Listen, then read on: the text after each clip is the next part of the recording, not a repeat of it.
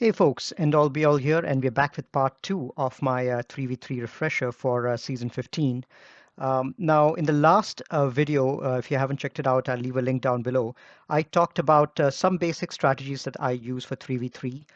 And then towards the second half of the video, I talked a little bit about GL counters, whether you're using your own GL against your enemy GLs or you're using non-GL counters against it. I give some of my thoughts against some of that. So feel free to go and check those thoughts out. What I'll be focusing on in this video is I have a few other things that I wanted to talk about, specifically non-GL teams. And in order to talk about that, what I'm going to do is I'm going to go through my last season of 3v3 and tell you about what teams I kept on defense and how they performed in the full 12 matches of the last season of 3v3, which is just about a month ago. So the data is pretty relevant. And then I'm going to give you guys an idea about how those teams performed, loss win wise as well as banner wise. And then I'm going to give my thoughts on in this season what I'm going to keep on defense and what I'm going to keep on offense. All right, let's go ahead and get started. So to start it off, what I'm going to do is I'm going to give all the teams that I kept on defense last time and how they performed in decreasing order of effectiveness. So the least effective teams I'm going to talk about first, and then slowly I'm going to start talking about the most effective teams on defense and the best performing teams. And the way that I'm measuring effectiveness is average banners that they gave me. The first team I want to talk about is the Mon Mothma team. Now, Mon Mothma is great on offense in 5v5 and for defense as well if you've got the right comp. But in 3v3, Mon Mothma is a really bad team. And you can see over here, my Mon Mothma team, the one that I used last season was Mon Mothma, Biggs, and Wedge. In 3v3, it's just not good enough. I mean, I kept it only for the last couple of weeks, but you can see over here my opponents got 52 to 55 banners. It was even undersized once for an average of 53 banners in the last season of 3v3. And if you look at the data about the kind of teams that on offense that my opponents took against it, they used anywhere from Darth Raven, Jedi Knight Raven, Bosk, and Vader. Vader was the one which undersized it for 55. So just not a good team. It's not pulling good counters as well, and it's giving really great banners for my opponents. So this is probably one team that I probably am not going to keep on defense in this 3v3 season. I'm probably just going to keep it on offense just as a cleanup team, but I don't think this is doing the job for me on defense. And you can see over here that I've got a couple of tables out here, and these tables I've pulled directly from this is all data that I've got from swgh.gg. I have these teams, the data for these teams extracted, and all the metrics that you see over here that I use, I've pulled directly from the Excel sheet, so it's pretty easy to analyze. So I'm going to give you the rest of the information that I've pulled and analyzed over here as well. I'm always a very data-oriented person, so I like to look at hard data to actually support how the teams that I have kept on defense have done, and to a large extent, all of the teams that all of the whatever the data is suggesting to me is that it more or less aligns with what my gut tells me, as you'll see in the next few slides that I'll show you. The next least effective team that I had was Grievous, and I kept two different versions of Grievous on defense last 3v3 season. There's the B2 and Magnagard version. I like Magnagard in there for the stealth that he gives to Grievous, and B2 for the turn meter generation. And then I kept a Nest L3 version as well, L3 with the Zeta to equalize health with Grievous. And sad to say, Grievous teams are pretty easily taken out in 3v3. You can see that apart from one hole that I got in week 3, round 2, my opponents were able to one-shot my Grievous team in all cases with an average of 51 banners. Grievous is just not that strong in 3v3. In 5v5, you've got more droids who die and more droids to ramp up the health and damage of Grievous. And he's just a little more dangerous there. In 3v3, it's a very easy team to take out. But on the bright side, Grievous does pull a relatively decent counter. You can see over here, my opponents have taken in Padme Amidala, Jedi Knight Revan, Shakti. There's even a mirror Grievous match that somebody took. But in more than half to 60% of the cases, it's Padme or Jedi Knight Revan. So even if Grievous is going to give your opponents good banners, they at least help to pull some important teams from your opponent, Jedi Knight Revan and Padme, which are premium teams on offense. So from that perspective, I'm okay keeping Grievous on defense, but I probably won't keep any great characters along with him. I think the first version of it, Grievous B2 Magnigard, that one I think is good enough to pull decent counters from my opponent.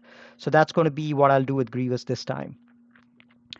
The next team that I want to talk about is the Finn team. Now, the Finn and the Heroes is a really strong team on offense and defense. I've kept it on defense throughout in the last season, and it did decently well. Didn't give the best banners. I mean, my opponents, got an average of 50 banners against it, but that's because they took in their own Han and Chewie against it. I mean, one of the well-known counters against the Finn team is you take in either CLS Han and Chewie or Kira Han and Chewie, and you can see over here my opponents in one, two, three, four, five. I think 5 or 6 cases they've taken in their own Han and Chewie with either the Kira or CLS lead. And I'm okay with this team pulling a Han and Chewie, given that those are also premium teams that you usually save on offense to take out really tough teams who get the first mover advantage and to potentially clean up a GL as well. So I'm okay with this particular team pulling a Han and Chewie either under Kira or CLS lead, even though it gives decent banners, like about 50 banners or so. You can see over here my opponents, a couple of them took Geonosian Brood Alpha, a Geo team as well. In the first case, in week 1, round 1, they got about 51 banners against it, but in week 2, round 2, they did have a loss with the Geonosian Brood Alpha. So that's an iffy 50-50% counter, I would say. But otherwise, there have been decently good counters. As General Skywalker has been taken against it, Jedi Knight Revan has been taken against it, Darth Revan also has been taken against it. So I don't mind keeping this team on defense, even if it gives 50 banners on average, because it pulls some decent characters on offense. Let's take a look at the next team. And here, I've for all 12 times in the last season, I also kept my Padme team on defense. And the Padme team that I usually like to keep is with Jedi Knight Anakin and Kenobi. A lot of people like to keep Snips over here or R2D2 instead of Kenobi, for example. R2D2 also gives a Zuro taunt, but I like to keep these three together. There's tons of good synergy that they have. I like to have at least one taunt in there.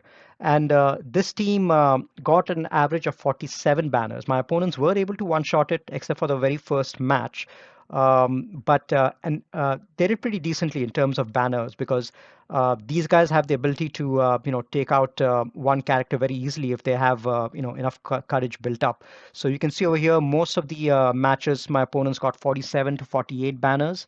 And if you look at the kind of teams that were taken against it, my opponents took General Skywalker, Jedi Knight Revan, Darth Treya, in one case even GL Ray for a 55 banner win in week 2, round 3. Darth Revan.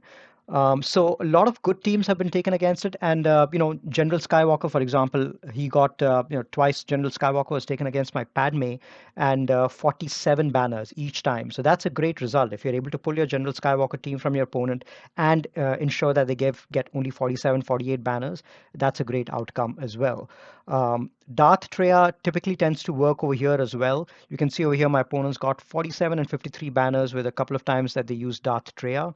But Darth Treya again is a premium counter against a lot of good teams in 3v3. So if you're able to pull this out, that's again another win. So I'll probably keep the same team on defense for this season as well. I really don't use unless I see that my opponents have got really highly relicted Geos. I probably won't really need Padme on offense for anything. But even good Geos can be taken out by Vader. So I think Padme is definitely going to be kept on defense. Let's take a look at the next team. And this one, I kept this quite a lot last time, Stormtrooper Han and the Vets. And it actually did pretty decent in terms of banners. It gave only 47 banners. I only kept it for the week 2, 3, and 4. And yeah, I mean, a few times it did get one shot by with 53 to 54 banners. So yeah, most of the times I think it was one shot, except for one time when my opponent only got 28 banners, lost with Newt, and then cleaned it up with Emperor Palp. But but yeah, I mean, not really good teams being pulled out from here. I mean, the CLS, JTR, Hux, and Bosk. Yeah, probably this is one team I probably will skip, even though it gave me decent banners last time on defense. But I'll probably skip it. I have other plans for Veteran Han, as you will see. So this team is definitely going to get the axe. What else do I have? And then I have the clones team. So I like to keep my Shakti with my Jedi and my Gas with my Jedi as well. And I like to keep these three 501st clones together on defense: Rex, um, Echo, and Fives. And these guys are really great on defense because Rex is a ticking time bomb. If you don't take care of the team fast enough, Rex is going to execute someone, and you need to go get through fives first before you can even touch the other clones. So this team did do decently well for me. You can see over here I got quite a few holes or quite a few losses last time for my opponents. I only kept it in the last 3 weeks, but quite a few banners, quite a few times when either my opponent wasn't able to clear it or cleared it for only 31, 32 banners. And even the times when it was one shot, it only got like 51 banners. So pretty decent team, I would say. I think I'll still continue keeping it on defense. If you see the kind of teams that were taken against it, one of my opponents lost with GBA, Geos against the Rex team. They lost with Darth Raven, which is actually quite surprising to see.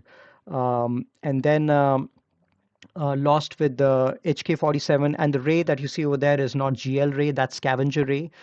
So yeah, pretty decent outcome over here in terms of defensive performance. It forces you to. It's one of those teams which, if you're stretched your opponent really thin, on offense, they can struggle quite a bit against that. So that's this particular team. Let's go ahead to see the next best performing team, Darth Raven. Now, this is one of the stars. I always, in the last 2, 3 seasons of 3v3, I always keep this particular version of the Darth Raven team. And here I managed to get, I usually put the best speed mods on my Darth Raven in 3v3 and put decent tenacity mods on Malik as well, because that makes him a little more problematic. And this team, I always keep in the front, in the bottom front zone, just to pull out a really tough team from my opponent. And if they have a Darth Revan which is slower than mine, then apart from a GL, there are very few teams which can cleanly take out a Darth Revan team. And you can see over here, an average banner performance was about 44 for the Darth Revan team on defense.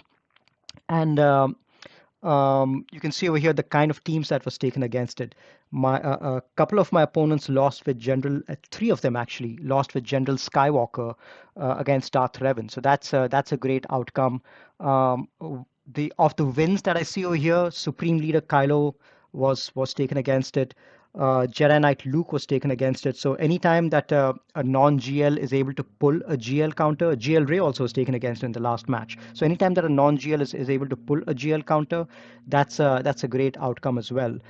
4 of the cases, my opponents took Darth Revan Mirror against it, and one of them was a loss. 3 of them were wins, but even the wins were like for 47, 49, and 50 banners. So pretty good to see that. Um, and then I think Shakti clones won once, but that is after the loss from General Skywalker. But yeah, all the one shots that you see over here, it's either a GL or Darth Revan. So that's always good to see. Even the one time that General Skywalker was able to one shot it, they only got 47 banners. So definitely one of my better performing teams on defense, as my gut also told me. Let's take a look at the next team, which is going to be the CLS, Chewpio, and C3PO team. Now, in 3v3, I like to keep my Han and Chewie separate from my CLS team. And I keep Han and Chewie on offense to use under Kira lead, for example. Those guys do as good a job as under CLS, and they are able to take out almost every team that I usually take with with the rebels against. So on defense, I like to keep these three. I've got a fast, offense-heavy CLS, tons of potency on both C3PO and Chupio, and a decent amount of speed on Chupio as well. On C3PO, not Chupio. So pretty decent teams and done. It did pretty well on defense in terms of banners. Almost the same performance as my Darth Raven team, averaging 44 banners. And um, let's see what kind of teams my opponents took against it. Um, so all the wins that you see over here, they either took their own commander Luke Skywalker for about 51 banners or so, or they took Padme Amidala, which is again a good team to take against it. But Padme, you can see over here, there's one time that Padme failed, one time that Padme worked. So that also is a a toss up whether it's going to work or not. But you can see over here other teams which haven't worked. There's a Rex team which didn't work. There's a Stormtrooper Han team, a Palp team didn't work a couple of times. Kira with CLS, I'm assuming. Padme Amidala failed once. Jedi Knight Revan, I was really glad to see that. A Jedi Knight Revan team actually failed over here in week 3, round 1, which is great to see. The times that my opponent did one-shot it, they were able to get about 51 to 53 banners, and that is basically using opposing Han and Chewie. So another team which really draws out the Han and Chewie under either Commander Luke Skywalker or Kira. The 4 times that Han and Chewie were used against this particular team. So again, another premium team to keep on defense. I'm going to continue with that because if my opponent has a loss on this, then the amount of teams that they throw against this particular team, it pulls a lot of good meta characters. So always good to see. Let's take a look at the next one. Now this is again another one of my really strong performing uh, teams on defense. Now there are two kinds of teams that you can put on defense. One is your opponent sees that it's a great team, it's a great meta team, either a GL or a Darth Revan or CLS kind of a team, and they deliberately take in good characters to try to overkill it.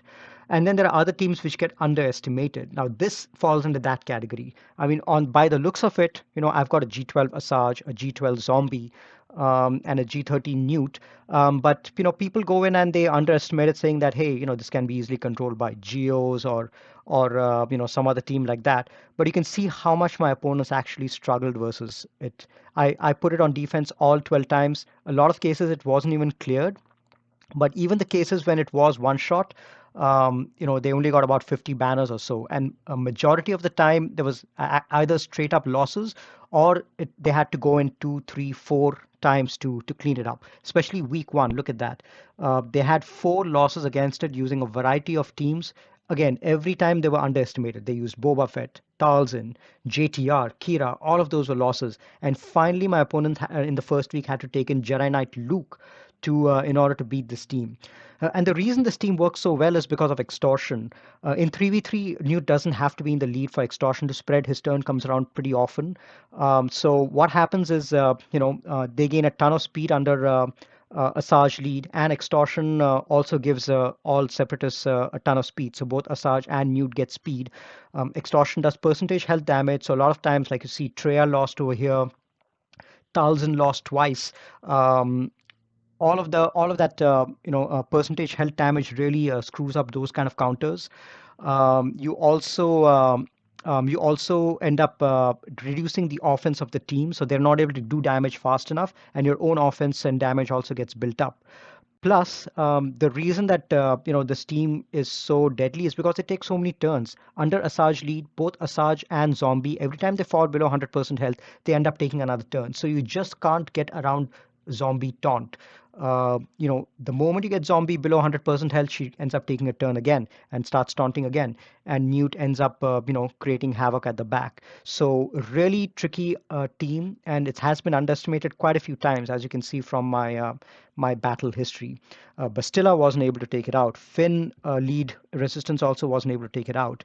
The times that my opponents were successful against it, they either took their relic troopers. There's a Veers lead over here in week 3, or they took Emperor Palpatine with Vader in there. And if this particular team is able to pull a Vader as a counter, I'm happy with that, because Vader is one of those premium counters in 3v3 offense that you use to one shot some really tough teams. There was a time that a Bosk team also won against it, but you can see apart from that, the only times that my opponent was able to win was with relict really high geared characters. So definitely going to continue keeping this particular team on defense this time.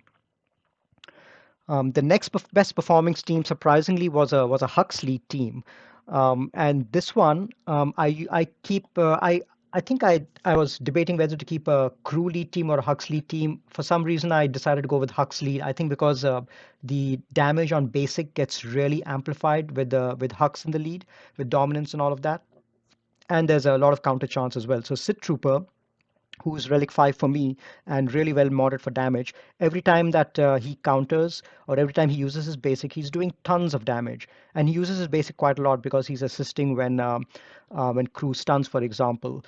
So lots of assists from the Sith Trooper.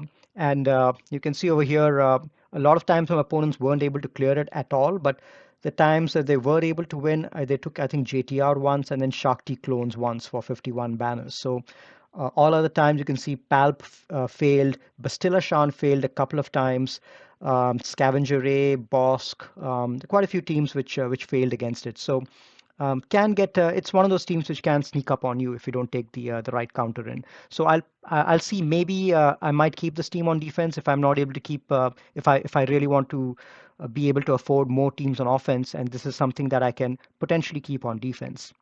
The only time I probably won't keep them on defense is if I see my opponent keeping Darth Raven on defense quite a lot. In those cases, I'll probably keep my Padme and my crew team on offense, just so that I have something to double shot it if needed. All right, let's take a look at the next team. And this is one of my best performing teams on defense. And no surprise that JKL lead is amazing in 3v3, especially if you pair him with a really, really fast Shakti. So that's the reason I got my Shakti up to 335, 340. I've heard of folks getting their Shakti up to 350 as well in 3v3s, just to put under this particular Jedi Knight Luke lead in 3v3. And this performed pretty well for me on defense. And I took a couple of different versions of this. In the first couple of weeks, I took Jolie as the third character, and then Old Ben as the third character in the last couple of weeks. And all the time that I kept it on defense, either it wasn't clear at all, or it was cleared. I think it was only cleared a couple of times. And a couple of times that it was cleared, once was under Supreme Leader Kylo for 48 banners. So that's a win. If you're using a GL against one of my teams, one of my non-GL teams, and getting only 48 banners, that's a win. And the second time that it was a win was after losing once to General Skywalker in week 4. My opponent took Padme and then was able to clear this team. I think the General Skywalker team probably got rid of either Shakti or JKL. I'm not sure, but again, it was able to pull two really good teams on offense. So good outcome over there. All other times, whether my opponent use their own CLS Han Chewie or their own Darth Treya team, their counter did not work, and they ended up losing, or they ended up not even attempting this team. Most of the cases, I think about at least 4 or 5 times when I kept it on defense, my opponents didn't even attempt it, which is why it's not showing up in the history over here. So that also is a great outcome, because you're preventing your opponent from clearing you. So definitely another team I'm keeping on defense. I have sped up my Shakti to about 340 or so, just for 335, I think, just for this particular team. And I think this time I'm going to go with Old Ben. I think he performed a little better than the other characters. And then finally, I'm going to talk a little bit about the Ray team. Usually I keep Ray on offense, but there were a few instances where I kept Ray on defense last time. And I didn't keep very, very expensive characters with her. I don't like keeping Han, Chewie, or the Resistance heroes with her because I think in 3v3, Ray is the main damage dealer. Her whirlwind is the one which does tons of damage, and all you need to do is make sure that she survives to do enough whirlwind. So what I do is I get two pre-taunting tanks, L3 in there, obviously it's a pre-taunter, and Zalba starts taunting the moment Ray does lifeblood. So I set two pre-taunting tanks in there, and both of them are G12, so that it's very easy to get them into less than 50% health to get Ray's whirlwind ready. So I did that, and there was only one time of all the times that I kept my Ray on defense. There was only one time that my Ray was cleared for 47 banners.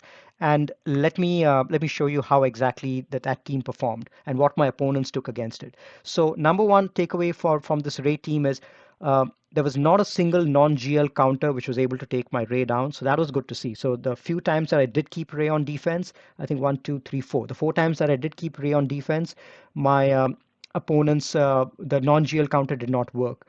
Um, and the one time the four times that my opponents did take a GL against it, they took Supreme Leader Kylo Ren against my Rey.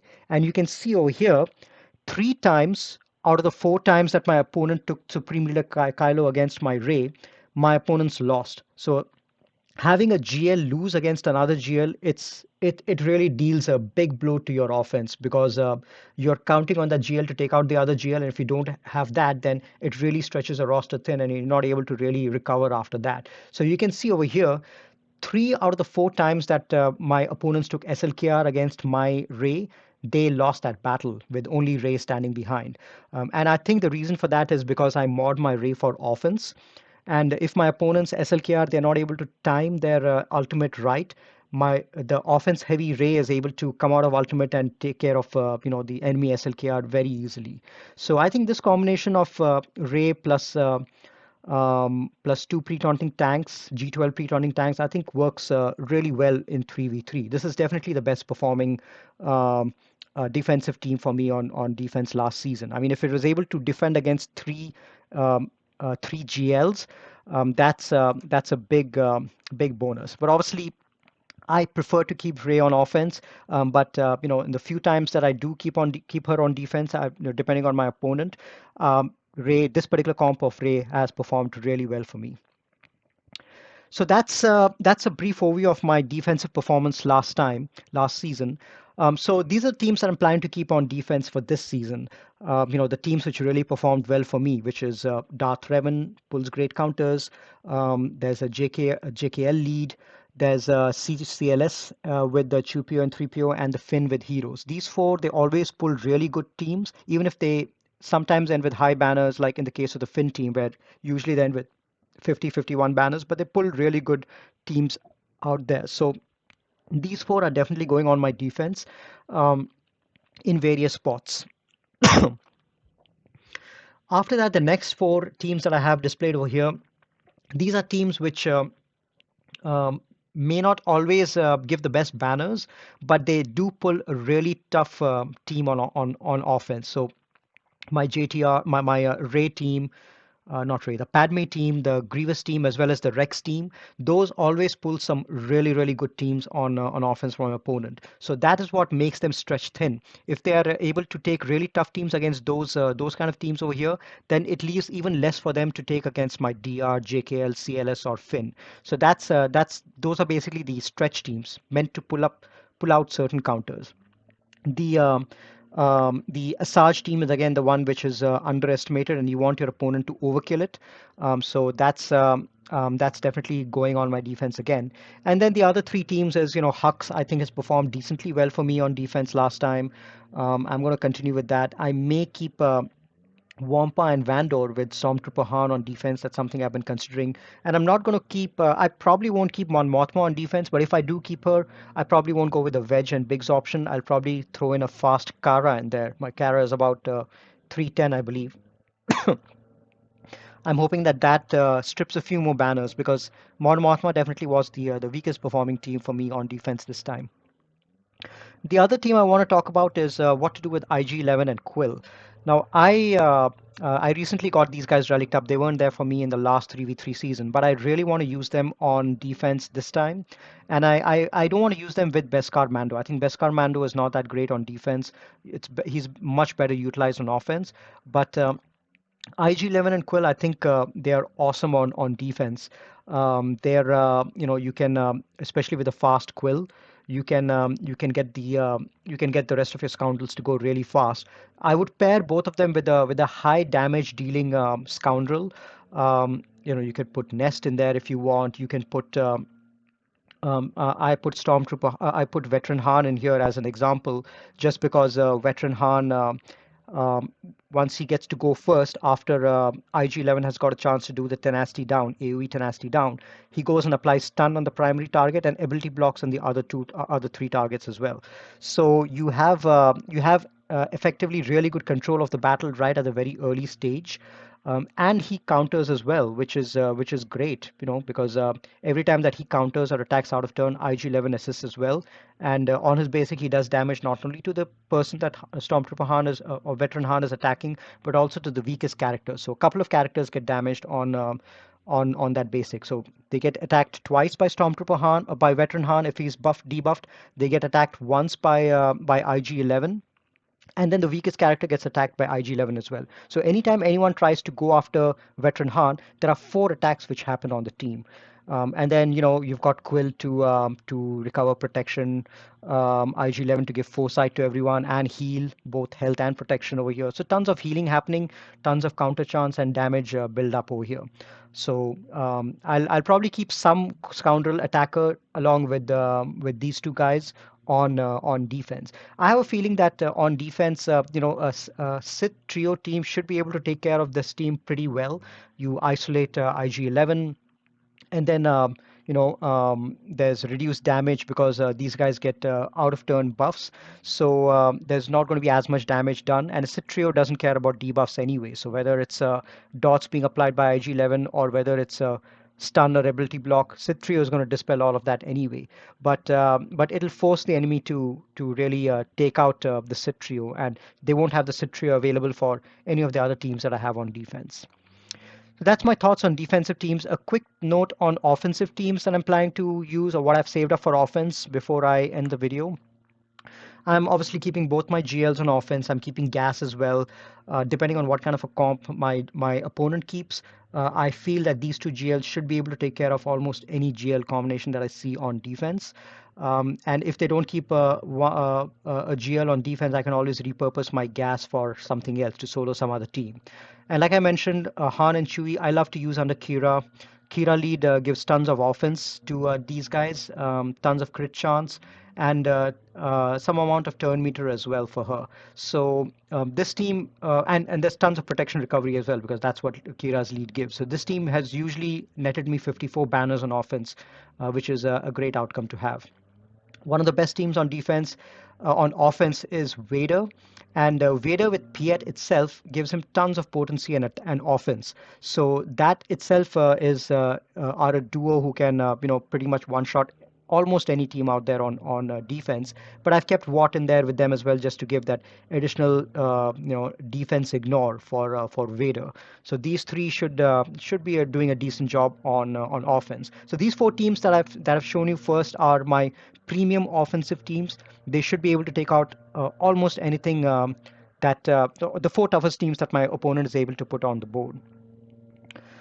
After that, I have a few other, really, I would say, banner efficient teams on offense, which can do a really decent job of control. The first team out here is one of my favorites. I've kept this on defense also a few times, but it was taken out by Shark T or Geos. So I decided to shift this on offense. Then that's the Poggle, Django, and B1 team. Now, this team is great for banners because Django is going to go under damage immunity because of Separatist Leader, and he's not going to have protection or health go away for him. So he's going to probably end with 54 with full banners. B1, unless you kill him completely, he's always going to held with full health and full protection banners, just because of the nature of his stacks. And then Poggle, he has B1 to heal him up at every single turn. So he also has got a very high chance of ending with full health and full protection. So this team is something which has the ability to ignore taunt, has a really great AoE, and Poggle lead gives offense both from his leadership ability as well as from his unique. And he also gives Django his bounty hunter payout. So that's another 50% offense boost for Django. So both Django and B1 hit extremely hard under Poggle lead, and that's one team which can very easily end with full health and full protection. Treya and Nihilus I like to use together. I don't use Scion with them because Thrawn gives me the speed boost that the Treya team usually needs. If needed, I pass the turn meter on. A fast Thrawn passes the turn meter on to Treya, isolates the enemy, and then Thrawn fractures and gets the party going. And the reason I have Thrawn in there is it really helps if you are able to delay on one particular character, you can recover full 54 banners with Treya, which is usually tough to do. But if you've got a character you can delay on, Thrawn helps them to recover the full banners. JKR team, Jolie and GMY, no surprise there. That's a very popular team in 3v3. Easy to end with full banners if you take it against the right team. Tons of turn meter gain as well. And then JTR with R2 and BB8 is a popular one to take just because you get the turn meter boost in the beginning and you're able to get a control of the battle. Other teams that I usually like on offense is the Aura Mando team with Bosk, and I have a fast Bosk, about 305, 310 speed. So he goes first, and then every time that my allies use their special abilities, Bosk with Frenzy gets another turn. So you're able to get the contract relatively fast, and this kind of a team works really great against timeout teams where they don't do much damage, but you have problems chipping away at the enemy. Mando gets his contract within the first 20, 30 seconds and is able to take out one of the characters right away. And then it's just a matter of time getting around to his um, annihilate ability again to get rid of the other characters. So great team on offense, great for banners as well. 54 banners usually if you take it against the right team. The Talzin team I have over here, I've used 100% of the time against General Grievous teams on defense. General Grievous, like I mentioned before, not that great of a character to have on defense, and you don't need to spend a premium team to take him out, Padme or JK or something like that. Talzin lead with a decently healthy Daka can get the job done. And I've had 100% success rate with this team, getting usually 51 banners against a General Grievous team if you see that. And then Geos are a great team to have on offense as well. Not always will end with full health and full protection, but 51 banners is usually the par, and they can take out any of the some of the B teams that you can see out there with like Newt or Bounty Hunters. These guys are great against those kind of teams. And then finally, since I've just got my Mando up, my Beskar Mando up to Relic 5, I plan to use this guy pretty heavily on offense against some teams that I have in mind. Now, since I'm using IG-11 and Quill in a separate team on defense, I need something to really speed up my Beskar Mando, and Moff Gideon is going to be that character. I've made a video briefly about Moff Gideon and Beskar Mando, the synergy that they have. In 3v3, what I feel is going to happen is Beskar Mando is going to get sped up with the Moff Gideon, and my nest is slightly slower than Beskar Mando. So what's going to happen is Moff Gideon is about 310, 315 speed. Mostly he will outspeed most enemy teams, and he's going to reduce the turn meter to 0. He's going to give 25% turn meter to both Beskar Mando and Nest. Beskar Mando is going to go next and get into his attack position, the Whistling Bird attack position, and then and then Nest is going to go get a few more Whistling stacks out there. And bird stacks out there, and she's going to reduce the turn meter even further and apply daze to everyone. Moff Gideon is going to go again and probably apply armor shred. And by this time, since Moff Gideon has used his second special in the first turn, he would have given offense up to both Beskar Mando and Nest, both of whom are attackers. So the Whistling Birds, given that in 3v3 you really don't get a chance to stack up as many stacks of Whistling Bird, the offense up actually makes the Whistling Bird do extra 50% damage. So even if you've got like 10 stacks of Whistling Bird, it's the equivalent of 15 stacks just because of the offense up that Moff Gideon gives, and makes your Beskar Mando hit a little harder. And countering Nest with the offense up is amazing as well. So this is one team which I think I'm not sure how it'll do in terms of banners, but at least 51 banners is what I anticipate from this team, and I think they should be able to take out some really, really tough teams on defense. I'll have to test and see which teams, what the ability of this team is, what kind of stretch teams this is able to take out. But I think they'll do a decent job. So those are my overall thoughts in terms of some offensive teams that I plan to use. That's all that I had for this video. Just some quick thoughts on offense and defense teams. Obviously, I'll change things up quite a lot, but I think the core of this team, given that a lot of these teams on defense did work really well for me last time, I'll probably keep the bulk of them the same, but I'll modify it a little bit based on the kind of opponent that I am facing in 3v3, and I've got my scouting tools to help me really analyze what kind of defense I want to put. So that's it. That's all that I had for this video. Hope you found my walkthrough of these teams helpful. I will catch you guys in a couple of days for the start of 3v3 season. Really looking forward to it. Thanks for tuning in. I will catch you guys later.